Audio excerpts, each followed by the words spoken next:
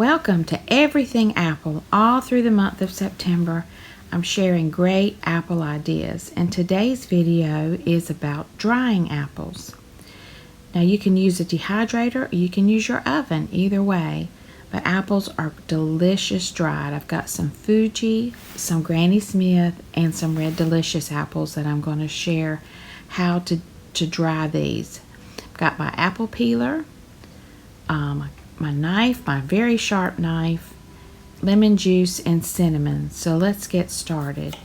So the first thing I'm going to dehydrate is the Red Delicious apples and a couple of the Granny Smith apples, and these are going to be used in craft projects.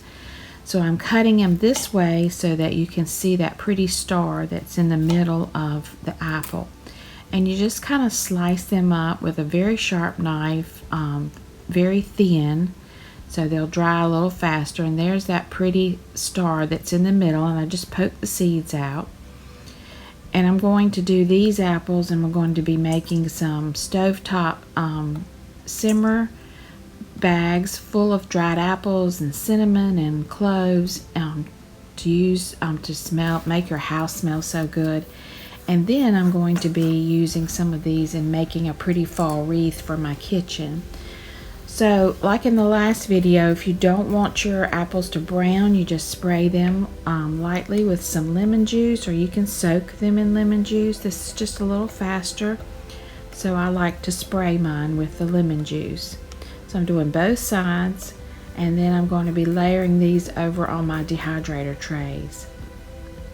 Now, as I mentioned, you can do these in the oven, about 145 degrees. Layer these on a cookie sheet, lay some parchment paper first, and then put them on a cookie sheet, and then you can bake them for 2 to up to 10 hours, depending on how dry you want your apple slices. I love my dehydrator, and I use it all the time, and I did these for about 8 hours, and they were the right consistency. So there's all the apples spread out. That's the tops and the bottoms. I'll show you something later in another video how I use those. And we just load up the dehydrator. I set the temp on 135, and I believe it was a little over 8 hours. Now I get to use my fancy apple peeler. I love this little thing. I think I got it off of Amazon, but it not only peels the apple, but it cores it and then it slices it, and it's very fast. So this Fuji apple we love to eat dehydrated or dried. They're very sweet, and when you dry them, they even get sweeter. So see how easy this was? Just run it through that little apple peeler, and then it makes these beautiful little slices for you. And there they are. My granddaughter loves to do this for me. When we make applesauce, she'll sit and peel all the apples for me. So these are the Fuji apples, and they're a great eating apple. And I just love this snack is so delicious and so healthy.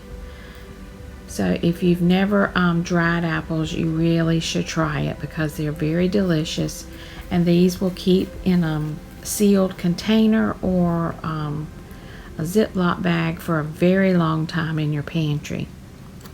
Just a very good healthy snack, a nice alternative to potato chips. So there it goes. I just wanted to give you one more peek at how easy it is. It's just amazing to me how this little machine works. It's just so neat. And then you just pull it off. There's your core left on, and I'll take all these scraps outside and share with you how I'm going to use those scraps in just a few minutes. But then you just slide them on the tray. It's that easy. So these apples are going to be just for us to eat and snack, and I can tell you that I've made this so many times and they never go to waste. They get eaten because they're so delicious. Now for an extra little treat, I sprinkle cinnamon on top. You know, cinnamon is so good for you. It's good at lowering blood pressure, fights off bacterial infections. Just cinnamon is a great spice to have. So I just coat these good with the cinnamon and into the dehydrator. Now here's all my leftover pieces. And I guess there's something I could do with that, but you know what the best thing to do is with all these lovely scraps is to go treat my girls.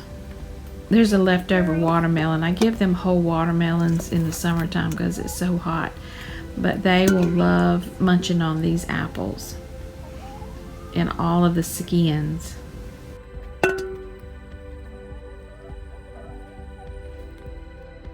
Okay, now it's 8 hours later, and you can see they've dried nicely. They've got a little bit of a crunch sound to them. So I'm going to just go ahead and bag these up into Ziploc bags for now. I've got some really good projects coming up to use these dried whole pieces with. So stay tuned for that. I'm working on some videos to use these apples.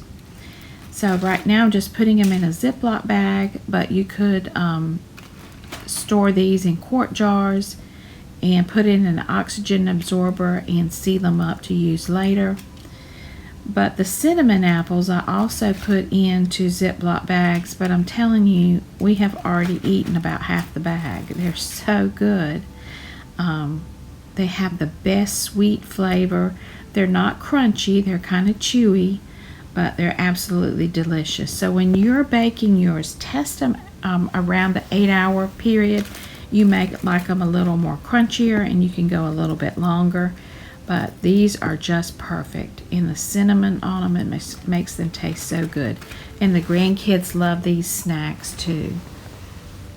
So these I'm just leaving also in a Ziploc bag because my husband and I will probably eat this small amount up. I'm going to be getting some boxes of apples from the farmer's market and then make some more and store those for long term in the pantry. So here's an upcoming sneak peek at my next project, so stay tuned to Everything Apple. I hope everyone has a very blessed day. Thank you so much for watching. If you have any questions about drying apples, just please leave those in the comments below. And I hope you all have a very blessed and safe day.